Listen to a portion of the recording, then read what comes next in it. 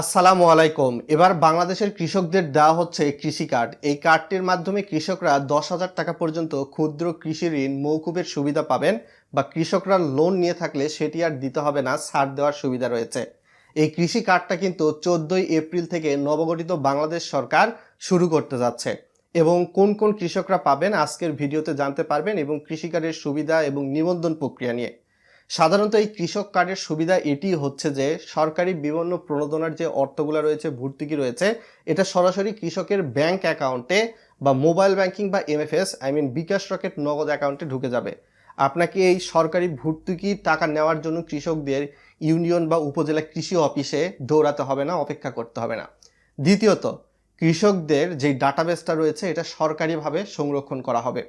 ভিডিওটা লাইক করে দিবেন এবং চ্যানেলে নতুন দর্শক হয়ে থাকলে সাবস্ক্রাইব করে দিবেন, যেহেতু ভিডিওটা ইনফরমেটিভ হচ্ছে। এই কৃষি কার্ডটার মাধ্যমে কৃষকদের যেই ঋণ প্রক্রিয়াটা রয়েছে এটা আরও বেশি সুসংগঠিত এবং সহজ প্রক্রিয়ায় করা যাবে। যেমন বাংলাদেশ কৃষি ব্যাংক বা রাজশাহী কৃষি উন্নয়ন ব্যাংক, আপনি হয়তো বা অগ্রণী ব্যাংক, সোনালী ব্যাংক, রূপালী ব্যাংক, সরকারি যেই ব্যাংক থেকেই কৃষি ঋণ নিতে যান না কেন, এবং বিশেষ করে আপনি হয়তো বা ফসল উৎপাদনের ক্ষেত্রে এই সুবিধা বা হেল্পটা পেয়ে থাকবেন সরকারের পক্ষ থেকে। কৃষকদের জন্য সাধারণত সরকার থেকে ভর্তুকি দেওয়া বীজ পেতে বা কীটনাশক পেতে আপনি এই কৃষি কার্ডটা কিন্তু ব্যবহার করতে পারবেন। এর বাইরে গিয়ে কৃষকদের ফোনে কিন্তু দৈনিক যেই ওয়েদার আপডেটটা রয়েছে এটা এসএমএস এর মাধ্যমে জানিয়ে দেওয়া হবে। কোন কোন শ্রেণীর কৃষকদের দেওয়া হচ্ছে তাহলে? প্রাথমিকভাবে সাধারণত ফসল চাষ করে বা আলু, ধান, গম, শাকসবজি সকল শ্রেণীর কৃষক, তারপর যারা হয়তো বা গরুর খামার বা ছাগলের খামার, মুরগির খামার করে তাদের ক্ষেত্রে, বা অনেক ক্ষেত্রে দেখা যেতে পারে মৎস্য চাষ করে, এমন কৃষকরাও কিন্তু এই সার্ভিসের মধ্যে সংযুক্ত থাকতেছেন। এই বিষয়টাই কিন্তু আমরা জানতে পারতেছি। প্রাথমিকভাবে দেশের 9টি উপজেলায়, অর্থাৎ 8টি বিভাগের 9টি উপজেলায় এই কৃষক কার্ডটার কিন্তু ব্যবস্থা করে দেওয়া হচ্ছে। আস্তে আস্তে সারা দেশে উন্মুক্ত করা হবে। কোন কোন সেই উপজেলাগুলো রয়েছে চলুন সেই বিষয়টি দেখে আসি।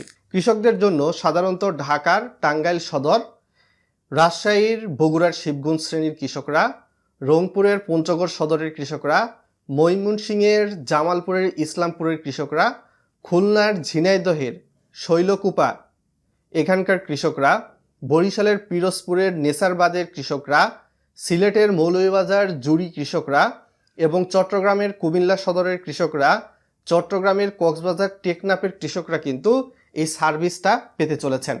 তো বুঝতেই পারতেছেন এই সুবিধাটা কিন্তু আস্তে আস্তে সারা দেশে উন্মুক্ত করে দেওয়া হবে। আপনি যেই শ্রেণীর কৃষক হয়ে থাকেন না কেন, আপনার জন্য চাইবা মাত্র সেবা দিতে বাধ্য থাকবে এই কৃষি কার্ডটা শো করার মাধ্যমে। এখন কথা হলো, এই কৃষক কার্ডটার মাধ্যমে কিভাবে নিবন্ধন করতে হবে, বা কৃষি কার্ড নিতে গেলে কোন প্রক্রিয়ায় নিবন্ধন করতে হবে।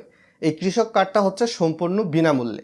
এক্ষেত্রে অবশ্যই আপনি যে কৃষক এটি পরিচয়ের জন্য আপনার জমির দলিল কিন্তু এখানে বাধ্যতামূলক, অথবা আপনি হয়তো বা জমি কারো কাছ থেকে লিজ নিয়েছেন বা পত্তন নিয়েছেন, এ সংক্রান্ত ডকুমেন্টস, কৃষকের এনআইডি কার্ডের ফটোকপি, এবং কৃষকের এনআইডিতে রেজিস্ট্রেশন করা একটা ফোন নাম্বার, কৃষকের একটা মোবাইল ব্যাংকিং অ্যাকাউন্ট বা এমএফএস বিকাশ রকেট নগদ অ্যাকাউন্ট নাম্বার দিতে হবে।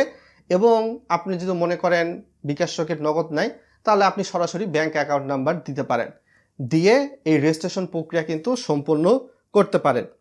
বিশেষ করে আপনাদের যখন ফাইন্যান্সিয়াল কোনো ধরনের সহায়তা দেওয়া হবে সরকারের তরফ থেকে, এটি কিন্তু আপনার এই ব্যাংক অ্যাকাউন্টে এসেই ঢুকবে।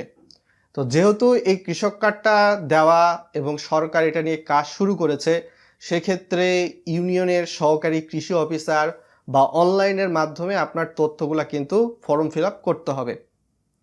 তো এই প্রক্রিয়া নিয়ে আরও বিস্তারিত যদি তথ্য আসে, অ্যাপ্লাই কিভাবে করা যাবে ঘরে বসে মোবাইলে, আপনাদেরকে আমি জানিয়ে দিব। কাউকে আপনি টাকা দিবেন না। আপনাকে হয়তো বা কেউ বলতে পারে আপনি জন্য কৃষি কার্ড দিব, আপনি আমাকে টাকা দেন, এত টাকা, আপনি এই কার্ডটি নিতে পারবেন বিনামূল্যে। এই শ্রেণীর লোভে আপনারা ফাঁদে পা দিবেন না, কেননা গণপ্রজাতন্ত্রী বাংলাদেশ সরকার নিজে থেকেই বলতেছে যে এটি সাধারণত সরকারিভাবে বিনামূল্যেই প্রদান করা হবে।